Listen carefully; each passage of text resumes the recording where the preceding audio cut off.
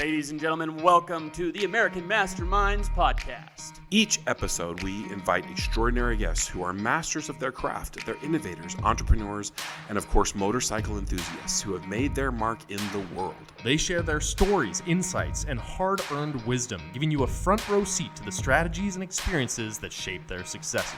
So sit back, grab a drink, and get ready for an exhilarating ride as we dive deep into the minds of these exceptional individuals. Along the way, we'll uncover powerful strategies, gain fresh perspectives, and explore the limitless possibilities of what it takes to be an American mastermind.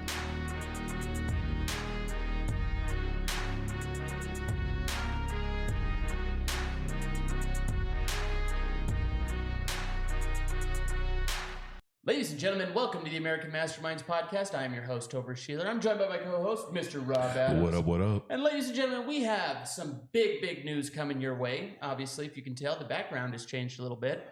We have a new space, and this is only going to get better. We are so excited to be here at Innovive. A sponsor? A sponsor giving us a place, and we've got big things coming. We're going to be doing a lot, and we'll tell you a lot more about that. But ladies and gentlemen, tonight, we have a very special guest. We have a state legislator with us here this evening, and the second youngest in Utah. And he's got some big ideas, done some big things, and we can't wait to hear what he tells us. We feel so legit having a real deal here, so thank you. You're welcome. Let's jump in. You're an interesting character. I haven't known you that long. I'm excited to get to know you a little bit better. Mm-hmm. Tell me, you grew up in Utah? Mm-hmm. Yes, sir. What part? So Kaysville. Davis High School, graduated in 2010. 2010. Class of 2010. Isn't Davis the rodeo clowns? The Davis? No. Davis is the money. The money. That's You got too many kids driving nice cars to school. Is that right? That's right. And so you grew up in Utah, northern Utah there, and you've seen a lot of changes if you've growing up in that area.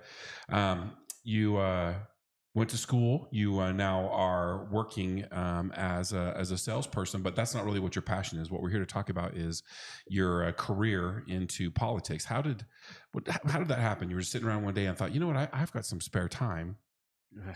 No. So, well, okay, actually, I kind of did.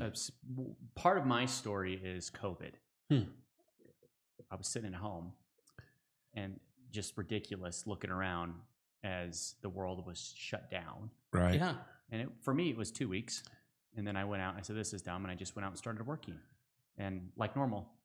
And my life went normal for the rest of that time. But I felt like around me, people walking on a arrow in a grocery store, wearing a mask or 6 feet apart, like that kind of stuff was just mind boggling to me. I didn't get it. I thought it was the loss of freedoms. And then when the vaccination mandates came down and I watched friends and family get forced to do that kind of stuff, I watched as businesses were essential and non-essential. And I said, that's it. Like, this is too much for me. And I was shocked at how many people just kind of went along with it. Yeah.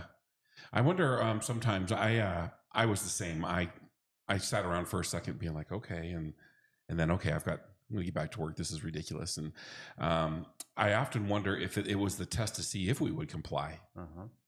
If that's how it felt a little bit. It's like this was just kind of a road test to see who would buy in. And by and large, most of us did. Yeah. So you were seeing all these crazy things happening in the world, and it forced you into what? So what I did growing up, just to paraphrase all this, my family would always have those discussions at the Sunday dinner table where we would go through history, this president, Republican, Democrat. We would talk about politics and what was going on in the world. That's just what we did. So I credit my parents with my upbringing being political. In fact, 8th grade, I remember arguing with my English teacher about the Iraq War. That's just who I was. And no one else around me seemed to care, but I did. So I had that passion. Like, I understood the issues, carried that all the way through into high school. And then I went on a 2-year mission in 2010 to North Carolina, learned a different culture than mine, which is the South. Loved it. I love that state. That's a great place. Beautiful. Oh, so beautiful. Yeah. And it's interesting. I loved it so much. I went back there after my mission for 2 years and worked. Well, so total of 4 years in all of North Carolina. Oh, wow. From Asheville all the way out to Raleigh. Got to know the whole state. Tremendous history there too. Love it. Mm-hmm. Yeah. And it is. And I mean, you talk about the Civil War. I mean, that is right there. It's where it started. Mm-hmm. Yeah. Yeah. So love that. But in the meantime, my mother was running for city council back in Kaysville. And so I watched her from afar and then came back home eventually, get involved to make change because she was upset with the same city which she grew up in with some of the changes going on. And so that's my intro to politics. My background was that. I had no ambition other than just knowing some of the issues to get involved. But COVID was what pushed me over the edge. I mean, it was just like, this is ridiculous. So how do you start? Where did you go? Yeah. Who'd you call? So, there was a group of us who, we actually went up to the Capitol and we would sit in some of the committee hearings. And there was one in 2021 on mail-in ballots. And we had just gone through the election of 2020 where there was some fishy business going on around the country where I was like, this kind of seems odd. And so there was a group of us who went up to our Capitol because we have universal mail-in ballots in Utah and thought, let's try to fight this. And here's something that's cool. The gentleman who was running the bill to bring us back to just normal in-person voting is Phil Lyman, who just ran for governor. Go Phil. Yeah, so he's always been at the forefront of some of these big issues. That's comforting. Okay. Right? Yeah. Now, obviously, the bill didn't pass. I mean, it didn't even make it out of committee. But I remember walking out of that committee hearing going, you know what? Between COVID and what I just witnessed here, like, I think I'm going to run for office. And everyone that was with our little group that went there said, yeah, let's all run for office. Like, okay, let's go do it. Went to the Davis County building, the county clerk's building, which is there in Farmington, which is what you do if you want to run for office. If it's just a county-wide race or a state race, you either go to the Capitol, to the LG's office, or you just go to your county clerk and you file to run. It's $84. That's it. That's it.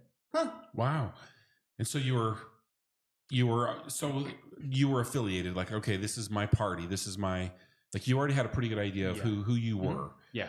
You weren't forming ideas really at the time. You were just like, this is something where I could get involved. Yep. That's interesting. And of the group, how many of there was there of you? So we didn't want any incumbent to go unchallenged in Davis County was our group. You're talking everyone from the clerk to the auditor, the assessor, all the everybody. Commissioners. We challenged everyone. No kidding. Now, with the way that our process works, that's interesting. I was the only one who won out of our group. Wow. Really? Yeah.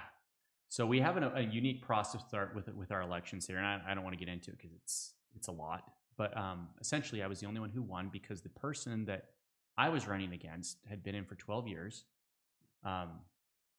Prior to that, had been almost a mayor, was on a city council. The guy had just been involved in politics for over almost 3 decades. Wow. Oh, wow.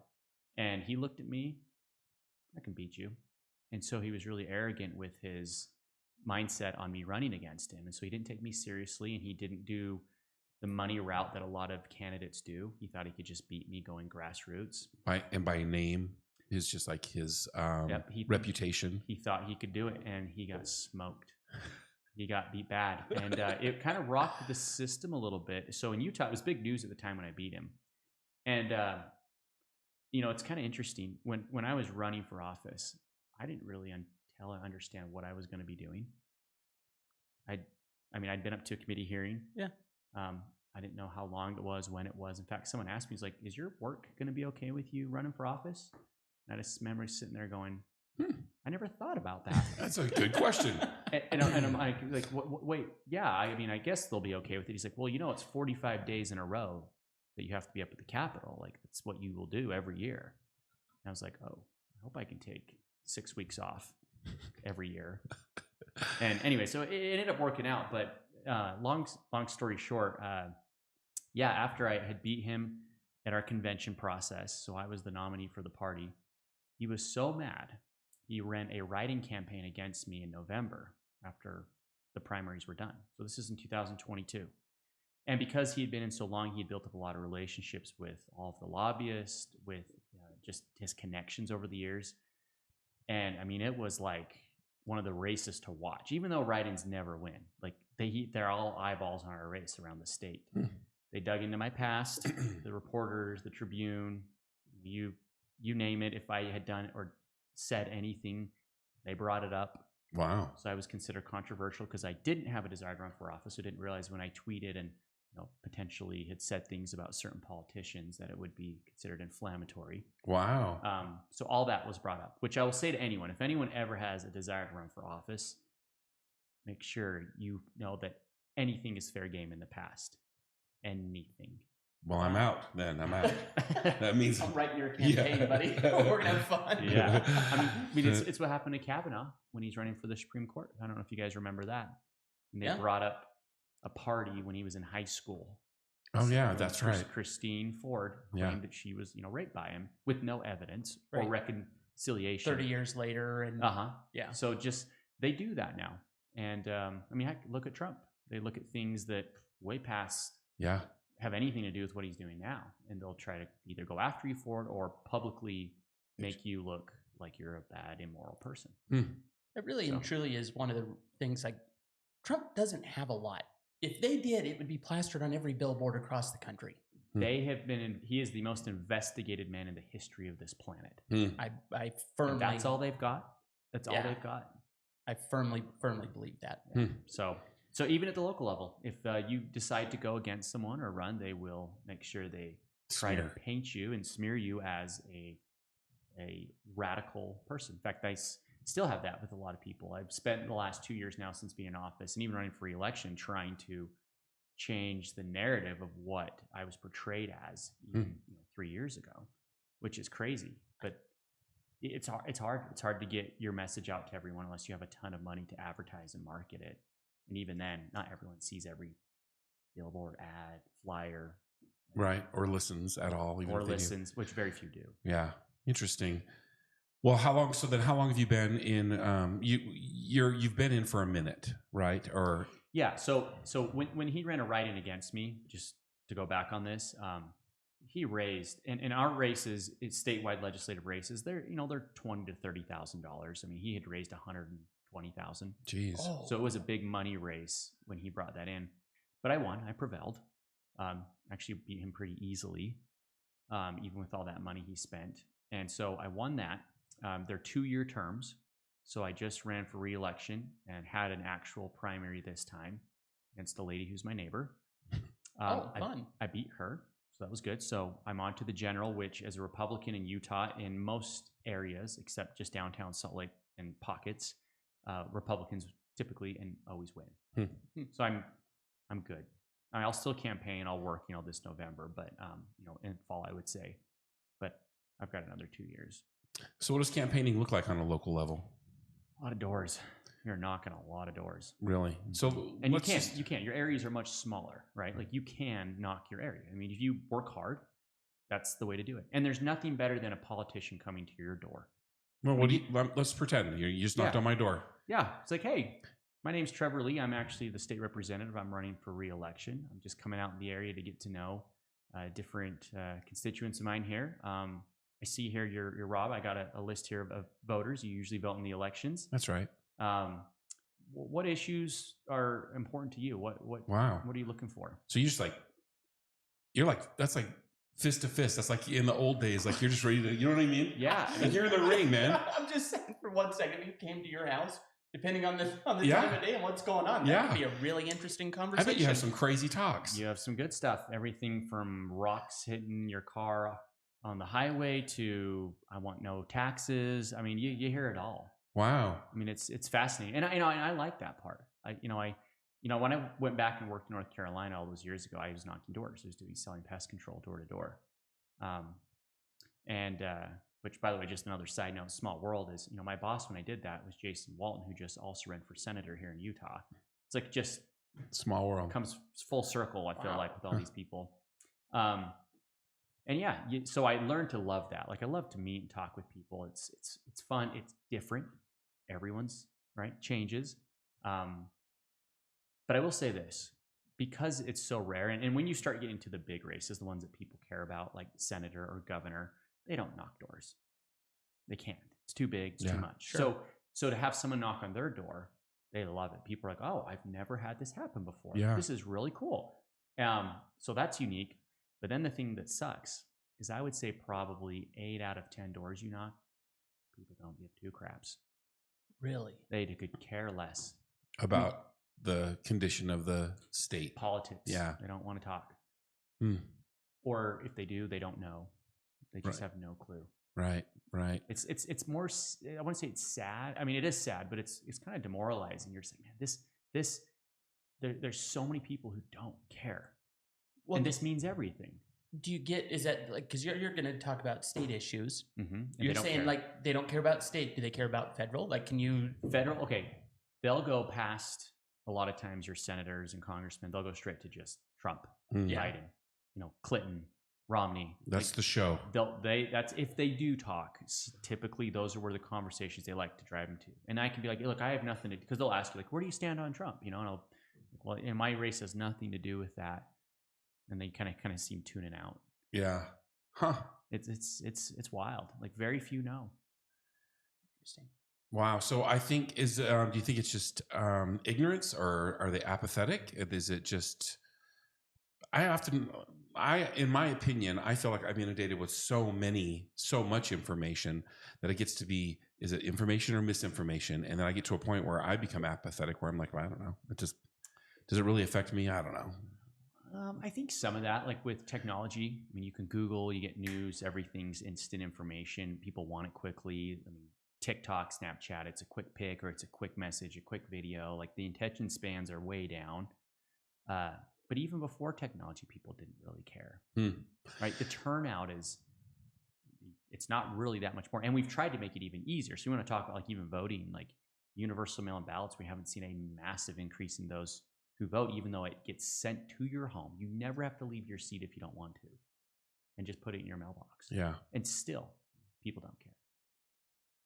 But isn't that kind of the whole point of to have the in-person voting? Like if you don't care and you don't want to have a vote, voice. you don't want it, but to force the voice. Well, think about this, guys, and this is something that's interesting. And the founding fathers, when they set up America, nothing had ever come close to what they did. And created the greatest country on earth, the greatest document to help protect that and lift us up. And one of the things that they fully understood, and I don't agree with everything, is we've changed some stuff, civil rights and all that. But one of them that they could see coming a mile away was this whole idea of people being lackadaisical and not caring about voting or having skin in the game. So originally you had to own some land if you wanted to vote. That's right. And it was unique here in America because anyone could go own land, right? There's no Right. restrictions. You didn't have to be a king, right? There's this whole idea that you could be or become anything you wanted. So they said, well, look, if you want that ability to vote, go get some land, put some skin in the game. And now we're at a point in America, and I don't know if you remember this, in 2012, Mitt Romney got crucified for saying this, but he said almost 50% of people aren't paying taxes, but they're still voting. Right? You have more that are taking from the system now than that are giving to it. And that's the fear the founding fathers had, right? Is because then what are those people who are just taking going to vote for? The person who promises to keep giving them someone else's stuff. Isn't that what Lyndon B. Johnson basically said? Started the welfare state. Yeah. And he created voters for life for a party. Yeah. Or look at what's happening right now in Venezuela. So one of the most prosperous countries ever, especially in South America. Their oil was just flowing, very free. People would vacation there all the time. And then you had a guy named Hugo Chavez who ran for president based on the idea that he would socialize a lot of the institutions at the government level, right? Said, you want health care? I'll give you guys free health care. We can pay for it. We're the state. We're rich. We'll take care of all of your needs. And enough people voted for him. He got in, and what did he do? Just goes crazy socialist, right? Communizes. Everything goes communist in that country. To a point now where he just, his successor, Maduro, just declared himself the winner. And people have no power. Like, they've completely lost their country. Like, once you vote in the dictator, you're gone forever. Right. But how did it get to that point? Well, it was the people who were promised free stuff from their government. Those that weren't contributing in the first place. Bingo. And because those will be the first to go vote. Right. Yeah. And that's why, like, even in our elections here in America, the highest voting block is by far the older population. And what is one thing that they all have in common is it's Social Security. That's why, like, as a politician, it's suicide, political suicide, to say even though it's going to go insolvent down the road, that you're going to cut it or change it or modify it because that's the biggest voting block and you'll never get reelected. Interesting. Do you think then, because I've never not voted, I'm a patriot. I love this country. And I think about now, after the last election where the ballots were, well, it was a sham in my perspective. Like, I lost complete faith in the electoral process. Do you think that was part of the plan? Because I've said I'm never voting again. Like, why would I waste my time and go vote when it is broken? Is that, I wonder, as you say that out loud, it makes me think like that's what they want. They want me to not vote. They want, because I'm a contributor, I'm showing up and I have an opinion. They want contributors not to show up. They want the people who are the non-contributors perhaps to vote, because that's an interesting perspective. I hadn't considered that. It makes a lot of sense if you sit and think yeah, about it noodle for on half that for a second. Yeah. They'd love to demoralize you, right? I mean, they want those people to go vote who are going to do whatever they want. So, I, as a Republican, this is one of my criticisms I typically have of the Democrat Party. Is they're always looking for the next victims or victimized groups that they can appeal to with their policy. In fact, I just saw a video the other day, even on just like climate change stuff, is, you can use that to control whatever you want, right? Just in the name of, you get people scared that like the climate's going to go down. So then you can get people to destroy our energy, drive costs up, say you can have this, you can have that, drive that far, not drive. I mean, you can control everything based on just that one issue. And it is about demoralizing the people who are free thinkers, can think for themselves, be independent. They don't want independence because then they have less power and control. Mm-hmm. Interesting. Have you ever read Atlas Shrugged? I have, yeah. The book was written, and I've talked about this before on the show, but the book was written back in the, I want to say 60s, by Ayn Rand, and it is so today. It's so incredibly. This is like the 15th time this book has been brought up. I think about the book all the time. Every time I'm like watching politics, I'm like, this is reminiscent of the book. It's like crazy how it's coming true. It's a little disturbing. I feel like that's where we're headed, and I feel like the free thinkers are going to be those people who are retreating into the mountains, that are taking their resources with them and piecing out.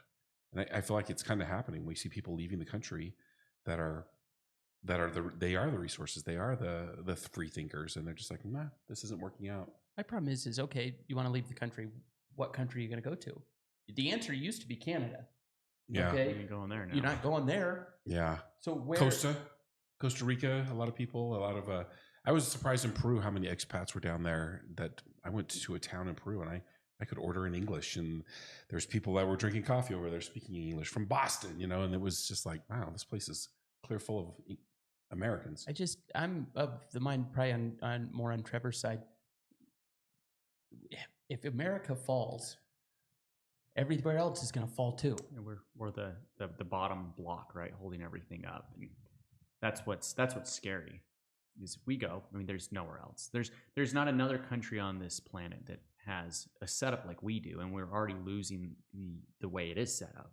Right? The balance and checks and balances that we have of our different different parts of the government. The executive, legislative, and judicial branch. They're finding out ways that they can make one more powerful than the other and lose those checks and balances. Then what do you do? I mean, that's what's so scary. We have created now entities that have all the power, that are unelected bureaucrats, and it's a problem. I don't know how you get out of it other than you just can and fire them all. But will those people allow you to get to a position that you can do that? No. The answer is no.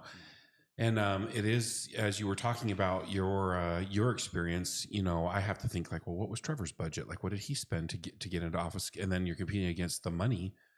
And the money is what's getting elected, and so who has that support is our candidate, regardless of what we want. He has more exposure, he has more opportunities. Yep. Simply put, he's just better positioned. If more people were informed, money wouldn't mean anything. Right. But because you see, that's what you're trying to capture. And when you're running for office, the money is buying your votes because you're trying to touch all those individuals at home who don't care, right? But they just see your name, and They just want to bubble that name on the ballot. Yeah. And that was a huge benefit. I liked his commercial. Yeah, or that. Or Yeah. or name ID and name recognition is huge. Mhm. Yeah. Our current governor has a great name, COX. Yeah. It's easy, it's simple, you remember it. And for most people that vote, they just look at the name they remember the most. Now, I have that luxury too, thanks to our great senator. Yeah. My last name is great. It's a huge benefit. Do you get confused with All the time. like Every related? door. Are you related to Senator Lee? I'm like, you like him? Yeah, he's my dad. no. Yeah. Oh, Well, no, really. he's a 10th cousin. But Well done. It's Senator Lee. He's great. I mean, by far the greatest senator in this country. And if we had more of him, we'd be in a much better place. We're lucky to have him. So let's talk about. I don't want to fall into the doomsday because it's easy to do that. It's what's being sold the most is we are in trouble. We are lost.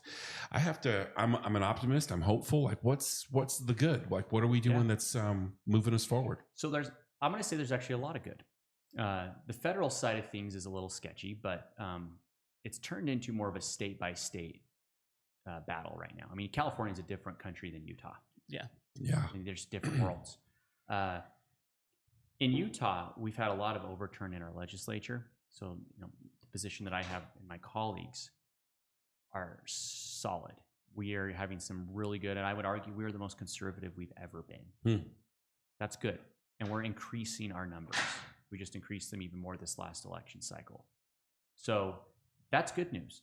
In fact, it takes away power. It's more veto proof. It almost makes the governor irrelevant on a lot of big bills. Our Senate's still the same that it's always been, but those guys are eventually going to die off, and it's going to happen. They'll leave, and you'll have some overturn in the Senate. But as long as we keep replacing establishment with more new ways of thinking, that's good, because we have to have new ideas. We can't keep doing the same old status quo. That's not working. We need and when I say new ideas for like policy, let me give you a good example we're doing here in Utah. And Rod, this will look close home for you. The youngest legislator, so I'm the second youngest in the state, but the youngest legislator, his name is Tyler Clancy. He's a 27-year-old. He's a police officer in Provo. Got in a similar fashion that I did, that he just went the caucus route, which didn't cost him money. And he deals with homelessness on a daily basis. Actually understands what the problem is. Sure. He's not an unelected bureaucrat. He's not someone who needs money to understand how to help these individuals. So, for the longest time, I mean, if I were to ask you guys, is there a city or state in this country that has done a good job with homeless people or the homeless problem? Can you think of any? I can think of some that have a lot of the homeless problem.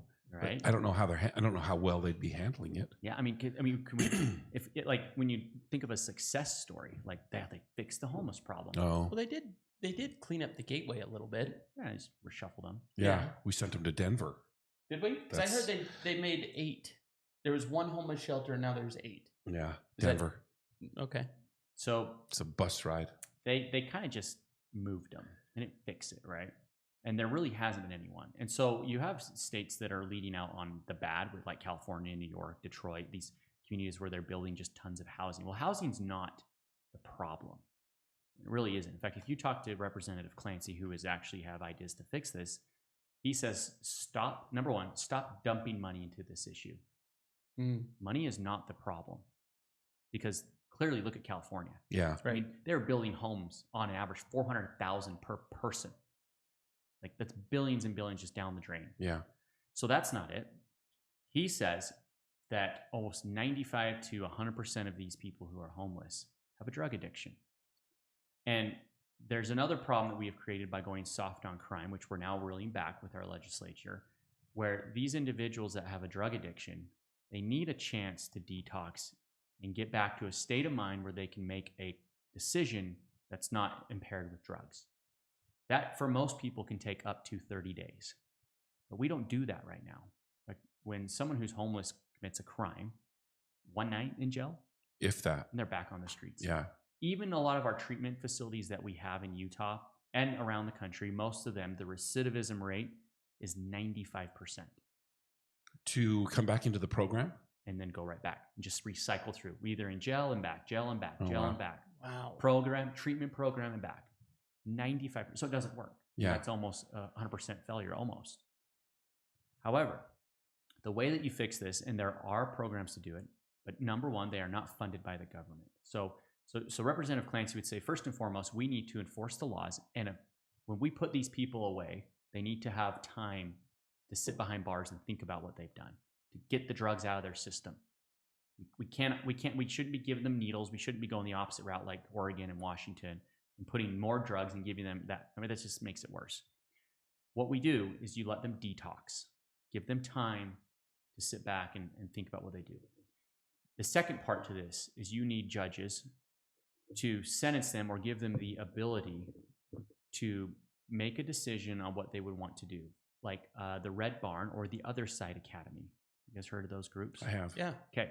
What they do works. In fact, their recidivism rate is completely opposite. It's 5%, Wow. if that. Really? And the reason why is to get into one of those groups, which I can hook you up with these guys to get on here because they're fascinating conversations to talk about this, is they will give you, and the way you get accepted in is the judge has to allow you to write a letter to You have to their owner. want to. You have to want to do it. Yeah. Right? You need to have enough time to think like, do I really just want to sit here my whole life and do nothing? Here I am again. Yep. Think about maybe your family, kids, Yeah. whatever. So you write to these groups and you have to get accepted in to their program. And if you get accepted in, you get housing as long as you need it, give you a job, dental, healthcare. You can come and go whenever you please. Wow. That's it. However, if you slip, and the rules are very, I'm a little bit familiar with the programs. There's zero tolerance. There's no second chance. You're out. If you are toxic, if you fight, it's very strict. Huh. It's powerful. What they're doing is amazing stuff. Accountability, But it's necessary. teamwork, family, Yeah. support, and they're so honest. I mean, when you go and you watch and you take a tour of their facilities and see what they do. I mean, it's lunchtime they get up and they almost have like a testimony meeting with each other on, hey, like I'm an alcoholic or I'm a drug addict and I always have been, and I'm in here because I was selfish and I've got a kid at home and I don't want them to never have a dad. Right? Or I never have a mom, and they are so supportive of each other.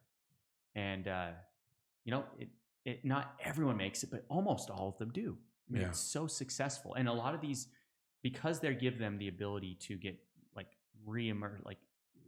brought back into society, they're on good feet, usually making good money because a lot of the jobs that they do are like blue collar work, like electrical, sheetrock, framing. They Painting. do moving's a big one. The Red Yeah. Barn, they do a lot of moving, and they're just exceptional at it. And then they have something they can just jump right into and leave whenever they want to start their own business. And it's really cool. That is cool. Yeah, If you know them, I'd love to get them on the show. I haven't ever toured the facility, but I was in law enforcement for about 8 years, and I would see a couple of these programs, and it's interesting how they come and go. But those folks there's a place in heaven for them. That's a tough job. It is.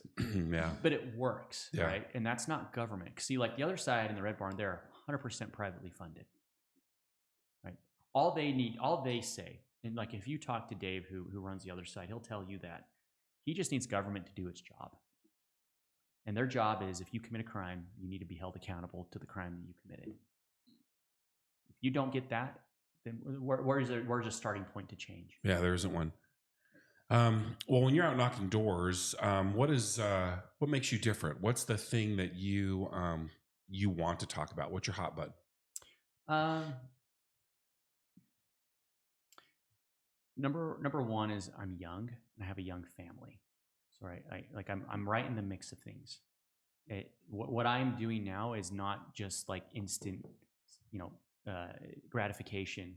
I'm trying to set up a future for my children that I had. I feel like we have changed so much so quickly in this country, in this state. And I want them to have the same opportunities that I had. Because in what regard? Let's talk about the opportunities. So, here's an important one is I want them to be able to have a job that gives them a good living wage. 30 years ago in America, you could get a manufacturing job and make it work. You go back further, it was even better, right? You could. My great grandpa was a security guard at the old steel factory that they had. Geneva. There you go. Mm-hmm. Security guard. So he did his whole career. Had a car and a house. House, car, yep. It's American dream. You could do it. But, we have gone so far away from that, and policy, bad policy has done that. We have shipped our jobs overseas. We have shipped our manufacturing. We have, in the name of free trade, which isn't actually free because of the way they do it, we have destroyed the middle class working man, and the American dream is essentially almost gone for a lot of people. Yeah. And we've destroyed whole communities. This is why I love J.D. Vance as a vice president pick, because he lived it and understands what caused it. And so I want my kids to be able to say, hey, like, I can afford a house. I can afford groceries every month, right? I want them to be able to look around them and have other good, morally high caliber individuals in society. And I think that comes with the culture that we have. We need to preserve our culture, the things that we know are right and wrong. So a lot of the battles that we're seeing in the legislature and in politics is social problems. If you give these groups the ability to say and define things that aren't scientific, like what is a woman, for example. Like, if we lose that fight, then they know they can win everything else, because they can get us to believe a lie. Yeah. Right. We have to win those battles, because if we don't, we will lose the culture. We will lose the things that made us important, that made us successful, that makes people understand, hey, like, I can't just believe in a fantasy and make it through society. I can't go be a furry but thinking I'm an animal, right? Like, you can't do that in a normal working job and environment. Right. So, like, those are social issues, and it comes down to a lot of the transgender problems that we're seeing. I mean, heck, just today in the Olympics, it's all over the news. There was that biological male just pummeled a woman boxer, right. Just pummeled her. Yeah. 45 seconds in, she's like, I'm out. I've never been hit that hard in my life. Yeah. What world do we live in where we allow that to happen? Is that sport? No, it is not. No, it's not. Yeah. And I would like to add to that list, I would like to be able to send my kids to school and not sweat on what it is that I had this conversation last night with them. Like, I think we need to homeschool. That's what we're doing. We're already talking about it. We're going to homeschool our kids. Yeah. I have a stepdaughter. I can't. I mean, she's be a junior this next year. But my three youngest and any more we will homeschool them. And I'm in the state legislature, and it's because it's different, right? The world we grew up in the schools and the systems and the education we had is completely different than they will get now. I feel like we're the last ones. I'm 33, and I feel like it was the last one. Going to school, I thought, all growing up through high school, I thought racism was done. We've gone seriously, backwards. we've gone backwards. They used to teach, I remember that the campaign in elementary school is don't see color. Everybody gets along with everybody. I thought that took. Well, so here's something fascinating. If you guys, have you ever been to DC? Yes. I've not. So if you ever get the chance to go, there's the Martin Luther King Memorial. It's actually relatively new. Yeah. Made it 2014 when Obama was president. They created a memorial. And when you walk around, you've got these quotes and sayings all over the place from Martin Luther King, but there's one in particular that is absent. And if I were to ask you guys, what is the most famous speech that Martin Luther King gave? I have a dream. I have a dream. That speech is absent from that memorial. Really? Why do you think that is? Because it doesn't fit the narrative. That's right. There's idea that it's bad to have a meritocracy, right? That we are united behind one vision of a good, like that was gone. How in the world was that not included in that memorial? You being defined based on your content of your character, not the color of your skin. Yes. That is the message we were taught. Right. That's right. We learned growing up that they are going away from now. You can clearly tell right now the presidential, they put out Kamala Harris. They haven't talked about policy. They haven't talked about anything. It's that she's a woman and her race. Correct. That's it. And I want to go back to this because I don't want to make this doom and gloom like you said. Let's talk about the positive of that. So, if homeschooling is the way to go, well, in Utah, we just enacted a huge bill. It's a big deal, and it's actually kind of catching fire around the country where it's school choice for parents. Like if you're going to homeschool, we allow a scholarship of $8,000 to follow your kid, whatever you decide to do. That's right. I mean, that could be the difference, and it is, between a lot of families homeschooling their kid or sending them to a private school or not. That's right. That's significant. It's a big deal, and it never would have passed before my freshman class got in. There never would have even sniffed the light of day. That's interesting. I think homeschooling is getting to be the trend because I know what my the teacher's agenda is. Rather than teaching me history and teaching me math and English, there's an agenda that's happening. I have 3 older daughters, and I see them going through school. And the 16-year-old now, she's in the thick of it, and I hear the things she's bringing home from school, and I'm like, that's what you talked about today at school. Like that would never. You wouldn't be allowed to talk that way. Yeah, it's bananas, and I actually worry about her in the locker room. I worry about her safety. I worry about those things, or I wouldn't have to do that if I knew that she was being homeschooled. Well, I just learned about a program. Sorry to cut you off, but they had it out in California. A buddy of mine, police officer out there. They had 3 cops. They have their daughters are all in this, but it's like homeschooling with guidance. They give you a curriculum, and then most importantly, because the one part that I can't get over is how do you manufacture the socialization? You do still need to go, and whether it's right or wrong, you got to learn how to navigate people at some point. But this program out there, they give you the curriculum, and then they've got they set up work stuff for them to go and do, and different field trips for them to take, and play stuff and whatnot. Something like that existed, I'd be all for that. Oh, they're doing that. Are they? Yeah, they're doing that. You can go. You can be homeschooled. Let's say you're in junior high, and you want to be in band, and so the only class that you have during the day is band.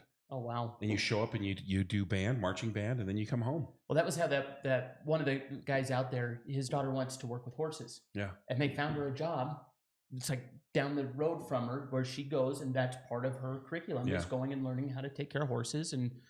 Then she gets an hour worth of writing time when she's done. Awesome. That's awesome. Well, and it's a shift of mindset, right? So, you talk about your daughter. I think about my daughters, and what kind of future they want for them, and what's different about my wife, my mom versus my grandma. Even on the woman's side of things, we have changed.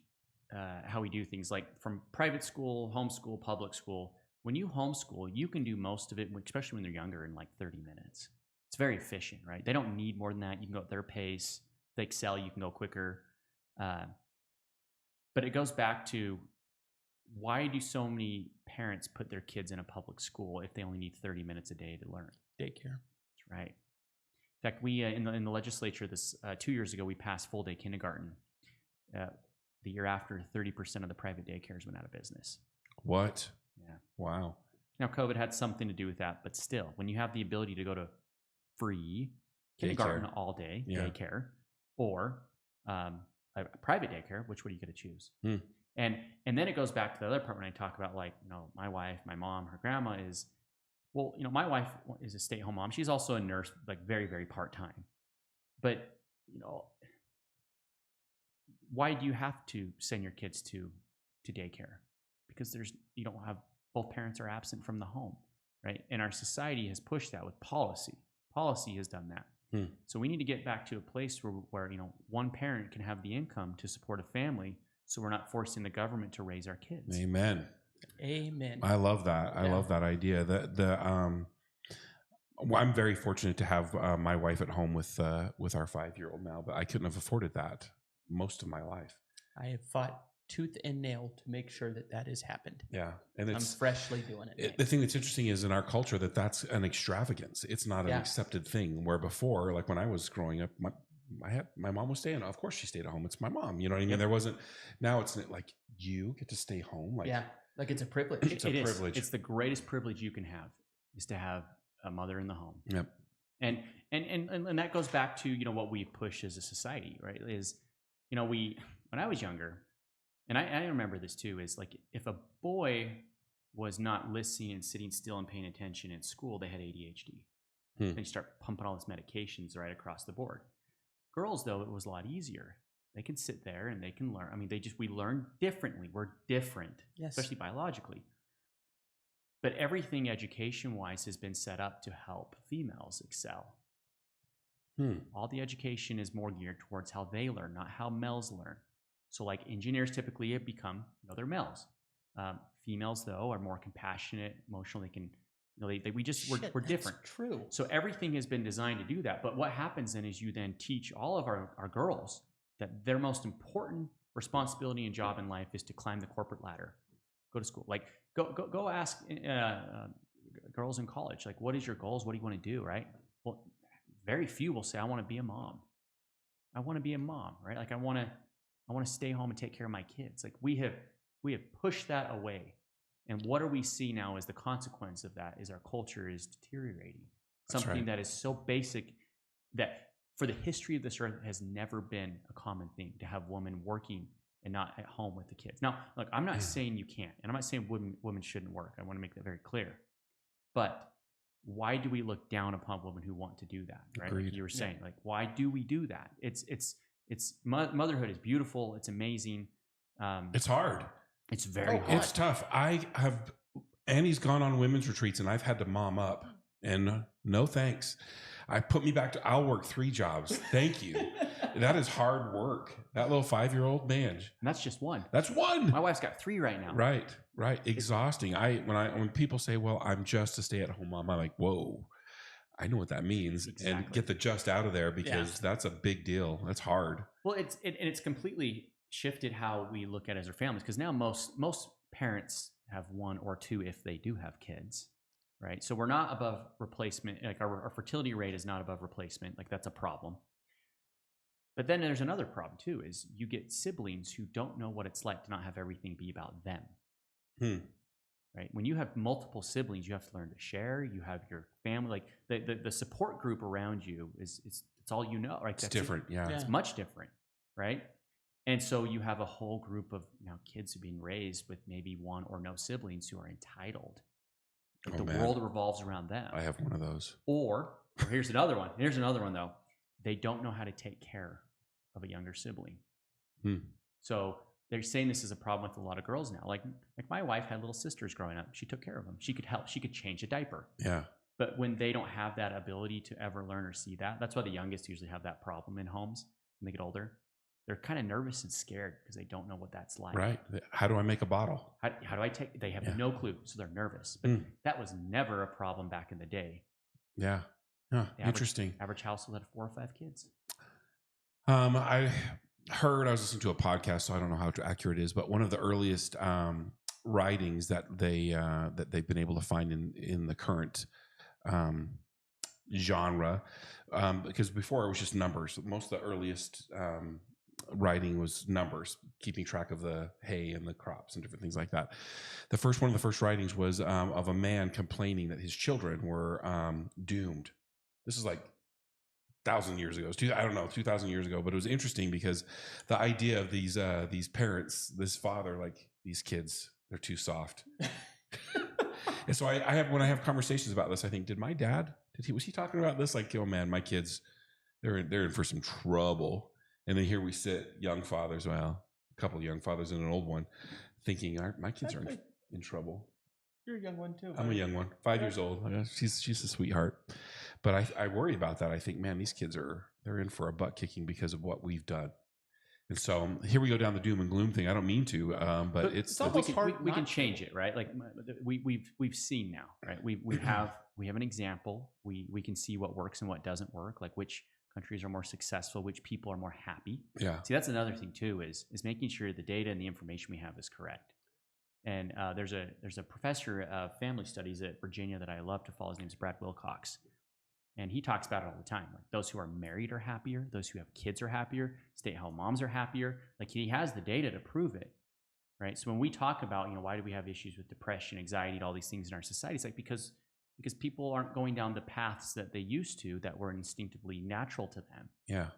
We're not in alignment. That's right. And so we know how to fix it. Like we can do it. We can go back, or you can tell and teach your own kids. Yeah. Right. Like your kids will be much better off when you homeschool them and teach them these things now because versus maybe those who don't or didn't teach them. Yeah. Sure. I think that's a big win, and that gives me hope for that side. Or that there's over 5 million kids who are homeschooled now in America. Yeah, and That's it's growing fast. huge. It's crazy how fast it's growing. That gives me hope. Yeah. Well, why would you? Why would you send the horror stories? And it's coming from like Jared, who lives out in the middle of nowhere. Yeah, in Stockton. In Stockton. Yeah. And he's getting the same thing. Yeah, it's everywhere. It's a thing. I have a ton of respect for teachers. I run a nonprofit that 87% of the names come from school teachers. There's a lot of good teachers out there, but unfortunately, you don't hear about them. You don't hear about these people that are living substandard, below the poverty levels with their college degrees, and they're buying the stuff that their classroom needs because they want to have these children taught well. It's just these couple of stories that just have you as a parent being like, "Ugh, is that what I want for my kids? Is that the direction we're going?" I mean, did you guys hear about that 12-year-old kid up in Roy who he was essentially murdered by his stepmom and father and older sibling? No. 12 years old. Well, what happened? So, and because this is now a debate we're getting, we don't offer free school lunch in Utah to our kids. Like, I mean, we give them food, but parents do have the right to say no, like you can't give my kid food. But there's this kid up in Roy who had signs that teachers noticed that he was malnourished, right, or abused, and they had reported multiple times to DCSF about, hey, we got a problem here. They didn't do anything, and then some of the lunch ladies felt bad for him because they could see him digging through the garbage and stuff to get food, and so they were buying his lunch for him. Right? Just good, sympathetic people. They're right there on the front lines watching this. But anyways, what happened was this 12-year-old boy, his stepmom found out they were feeding him, called in and said, stop giving him lunch, stop giving him food. But she does have that right? Like the schools cannot force your kids to eat. I get that. There was a disconnect with the Child Protective Services. That was the real problem. But the kid ended up being starved to death. They found him dead in his home. And it's sad, but it comes back to that idea of, you have some of the most compassionate people who are school teachers because they care and they want to help. But at what point is it overstepping boundaries on a parental right with these problems that we may be having? So anyways, that is a hard job. Teachers have it hard. Can you imagine these lunch ladies who knew, they saw it, they were trying to help, and then were told they couldn't do anything? Oh man, can't imagine. And that's where it's so hard in society when you get good people and you have to tell them, like, look, I know you care, but at some point, like, you can't overstep your boundaries because it can go in other ways, right? Like you can say, and I get this. I'll talk to a lot of school teachers who will say, hey, like, I truly believe like I should be the parent of these kids because I could do a better job than their own parents. They deserve better. Do they? Well, what if there isn't anything wrong, but they just think they know better? Yeah. Like kind of like the indoctrination. And, sure. And so you have to it's so hard to draw that line. And I see what you're saying. I think that's where you need to make sure that we have good policy in place that teachers do know, like, hey, like you have a job. If you see problems, you need to know how to report it and let a professional deal with this. And you do your job as a teacher. Yeah. But we're starting to give more and more on teachers' plates that they're not qualified for, like mental health. Yeah. Or they truly believe that it is their job to take care of these kids when it's not. But because they're just good people. It's yeah. And it can go the other way. Like if I was an advocate for, well, I don't want to really go down the road, but I just feel like this is my agenda. I believe my agenda is right. And because I believe my agenda is right, let's just say it's sexual identity. Yeah. And I believe that I'm going to support these people. You might be a good person with a good intention, but like you're pushing this agenda on these young minds. It creates some confusion. I can just see that be going sideways in a quick hurry. Well, and that's the bad policy California passed 2 weeks ago. If their kid is, they think transgender, they are allowed to legally hide it from the parents. That is a law that was just passed 2 weeks ago in California. Why would you do that? Why in the world would you do that? Because they push those policies based on the idea that they're doing what they think is right for the kids. Like, right. If these kids are transgender, their parents don't want them to transition, like they're going to kill themselves. Like that's always their arguments. What? It's a weak argument. It is, and if you want to go down never mind. But that's an example of a bad policy that was they get you in the idea that they're trying to be sympathetic to the cause, when in reality it's much worse. Yeah. They're making it much worse. The thing is for me to speak my opinion, I'm hesitant to do so, but for me to speak my opinion, I can be labeled as sexist or misogynist, or the labels can go on. And that's the thing that's kind of terrifying right now in the world that we live in. Let's not talk about the facts. Let's go straight to name calling. You're racist. You're whatever it is. Whatever the ist is. And I'm not. I'm sharing my opinion, and almost in a questioning way. Like, is that... Am I in a bell jar? Am I in a vacuum here? Like, does that even make sense?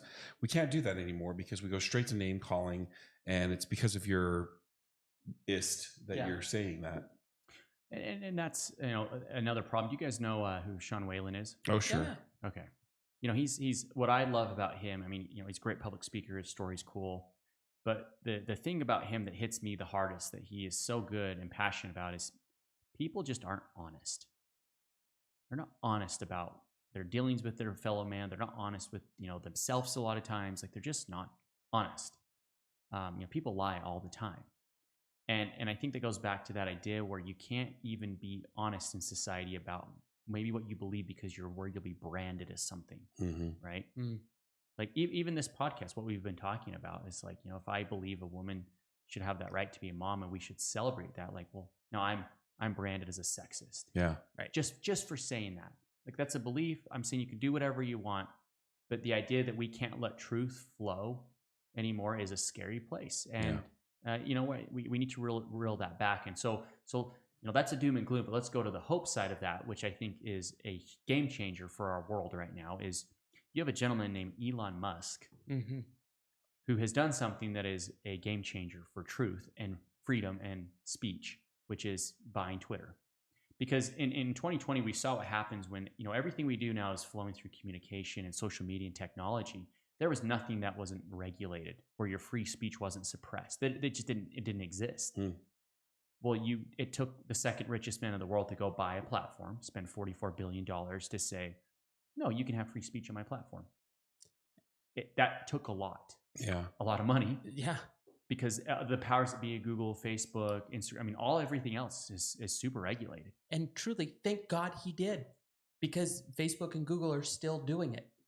They tried to censor the whole Trump assassination attempt. I saw that, yeah. Bad. Like, all over. You couldn't see it on Facebook for almost a day and a half before they finally let it come through. And yet on X, there's more reporting. They have more information than the head of the Secret Service. Yeah, there was videos of that's crazy. That is crazy. Well, let me ask you, Trevor, shifting gears a little bit here. What do you want out of your time in this position this time around? Yeah. So my first term, I would say, the first 2 years was more of a learning curve and building relationships with my colleagues. So something that if I could, explain to anyone on the outside what is extremely important on the inside of making bills and working with your colleagues is having those good relationships. I'm one person, I'm one vote. You can't do anything with that. It takes me going to those who I work with and also getting them on board with what I want to do and those relationships. And you're lobbying with your peers on, this is important to me, on everything. Yeah. And they're lobbying me on stuff, right? Sure. And that drives what makes the state go round is the relationships that you have. So now you have those relationships. What are you going to do with it?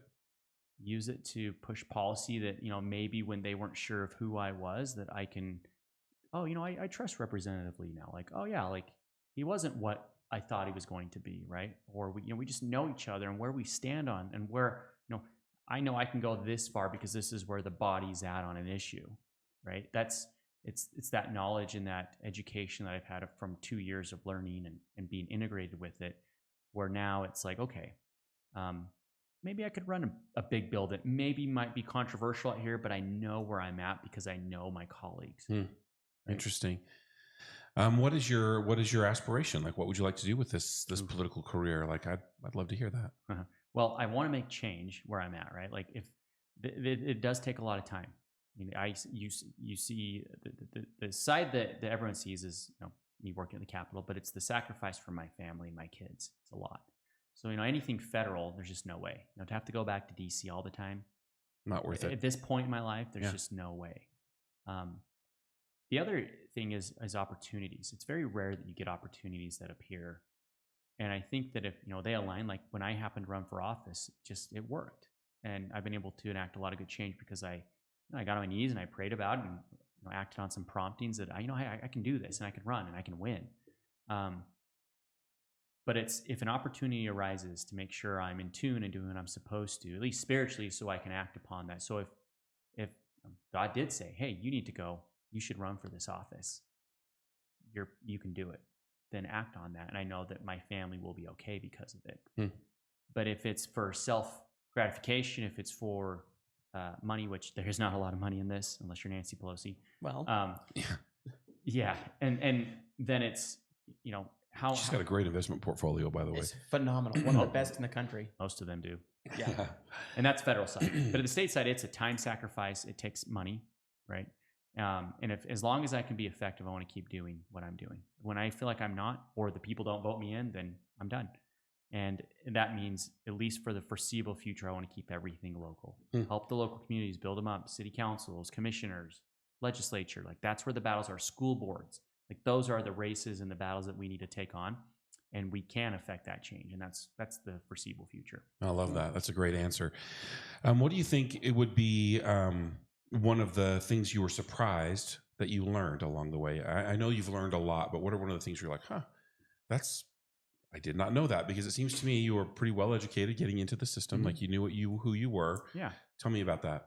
So I think we're really lucky in Utah, and you cannot say this about a lot of states or places in the world. The vast majority of those who are in office want what's best for the state. Even if we disagree with a lot of them, they all, for the most part, in every bill that I saw, had good intentions. Even if it was a Democrat bill to take away our guns, which wouldn't go anywhere, they did it because they thought that was going to be beneficial to stop a shooting, right? Like, I disagree with them. And we can still do that really well here in Utah. We debate. We have a lot of really good debates on our chamber floor. Ideas can still flow freely. And we're at a place where when there is something that is a good solution, we're in a position where we can affect that change and make it happen. I didn't think it was like that. Before I got in, I was like, we got to burn it down, burn the system down. There's no hope. Right now, the hope and the good change is local. It's state, right? State by state. And we have a very favorable Supreme Court right now, which is giving that power back to the states. States' rights. Make those decisions, right? Yeah. I mean, if you want to go live in a communist hellhole, go to California. Yeah. They want it there. They have it. If you want drugs, go to Washington or Oregon. They have it. They've succeeded. They'll give you needles, right? Yeah. But not in Utah, right? And if we need to keep it that way, need to have that ability to do it. We have a lot of really, really inspirational minds, colleagues, those who I work with, who before I thought it was, they're just trying to make money, or, they're just trying to. What's their angle? Yeah. Exactly. And I don't have that like I used to. There are some, but not hardly near like the good ones. There's a lot more good than bad. That's promising. That's good to hear. It is. And you would never know that or think that on the outside, right? No, you wouldn't, because the last guest that we had, Jason, would have a completely different opinion of that. And he would. And I'm assuming I know which Jason you're talking about. Yeah. And I thought that same way too until I got in. Interesting. I thought that exact same way. In fact, and my colleagues thought I was coming in to burn it down too. Yeah. I had to really make them understand, like, no, like I'm for real. Like I'm a reasonable individual. Yeah. Help me see. Yep. Interesting. I love that. Well, so we see where you're going, and you're going to go that way until you're not. Like I love that you've kind of surrendered to the journey. I think there's some wisdom in that. And your goal is to implement the changes to make the world a better place for your kids. And it seems to me like that's your why, is the legacy question, is like, you want a better place for those little ones. At the end of the day, but who would you say should be getting involved in these politics? Like, who should be checking in on this stuff? No, you don't want to hear this, but it's everyone who doesn't want to. Right? Those make the best politicians. Those make the best individuals. Governor Cox actually said that exact same thing to me. That was he said that to me. He's like, that's why you should do it, is because. Yep. And because you do it for the right reasons. Yeah. Right. And no offense, I don't dislike him, but like that's why I was always skeptical of like Senator Rubio. he always had said, from day one when he was a kid in school, I always want to be president of the United States. Like that was his goal. Yeah. Right. Suspect. Yeah, it does. Like, well, okay, that's kind of cool, I guess. But I want someone who doesn't want to be president. I want someone who is doing they it. don't want the job. Those Yeah. are always the best. Those are the best city councilmen I see. Those are the best commissioners I see. Those are the best legislators I see. Are the ones who, it's not for their own self gratification. It's for Fix a problem. That's right. They want to get in. They want to do their service and get out. How it was all intended to be. Right. And this whole career politician thing is a problem. Yeah. And so I typically, and there's wisdom with career politicians, but at the same time, which is why I respect Mike Lee so much, is he doesn't care. He still wants to do what's right. Yeah, you got to get people in there who don't want to, because and what that also, and I'll expand upon that real quick. What that breeds is new ideas and new thinking, and that's what was so successful about Trump's 4 years that we had already, was this idea of thinking outside the box, stuff that had never been done before, like the peace in the Middle East. First time in my lifetime a new war wasn't started. Yeah, because they thought differently about how to go about dealing with the Saudis and the Iranians and everyone else to create peace in the Middle East. Turns out if you make money for everybody, it's really easy to get everybody to play Bingo. ball. Bingo. Yeah. Or if you put your own country and your own pride of it first, you can help others more. Yeah. Yeah. And so like that was a non-politician way of thinking on a lot of ideas that resonated with a blue collar worker or just the person who typically wasn't involved and didn't care. And that's why you need those individuals who don't have that ambition to do it, but they're like maybe going to think outside of the box to fix a problem that no one's thought of. Mm-hmm. Fascinating. Well, what as we looking forward, we've got a man, I don't want to say hectic or diversive next couple of months, but where do you see us going here in the next this next election? Like locally or federally? Yeah. Locally, I think I mentioned earlier, I think we're in a much better trajectory as a legislature. It's the most conservative it's ever been, and we picked up some numbers. So there's that. That always attracts a ton of business. That's good for Utah. It is very good. And when I say business, I mean we all benefit. We're all doing better. Yes. It's not just a certain demographic of people doing better. And the diversity we have is natural. The different backgrounds we have are exceptionally important for what we're going to be doing moving forward. Huh. Whether you have a cop or a lawyer or a builder or just all different kinds of backgrounds, teachers, nurses, doctors. We have someone who's usually can be an expert at something in that industry, and that's important, and we have that. So that's good. Federally, I think Trump will win in November, and it'll be really good for our country. I think that the Republicans will take back the Senate by maybe 1 or 2 seats, which will be big once again. But I also believe it will be different than the first 4 years in the fact that he knows what he's doing. One of the biggest problems I see with politicians and politics is, when you get in, you're in. You don't see it from the outside. Yeah. And we have a unique position right now where Trump was in. They came back out. You could see it, right? Full scope. Yeah. Now he's going to go back in again. I think it can change. Well, I think about what you said about your first 2 years. Like, what did that gentleman learn in for that? You know what I mean? And then out. And so it's interesting. That's an interesting perspective. You said that you went to I know that you went to the Republican, help me here. National Convention. And you said something that I thought was very interesting about the unification of the party. Yeah. Can you share that with us? Yeah. So going back to 2016, it was a contested convention, essentially. I mean, you had a lot of Ted Cruz people versus Trump people. It wasn't what you would call a MAGA convention. I mean, that populist idea or movement hadn't taken shape yet. Fast forward 2020, we didn't have a convention because of COVID. Trump loses.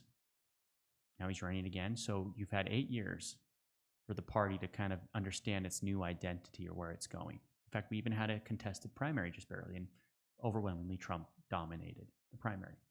So what that says is the majority of Republicans want someone like him who are different, who are going to take us in a different route.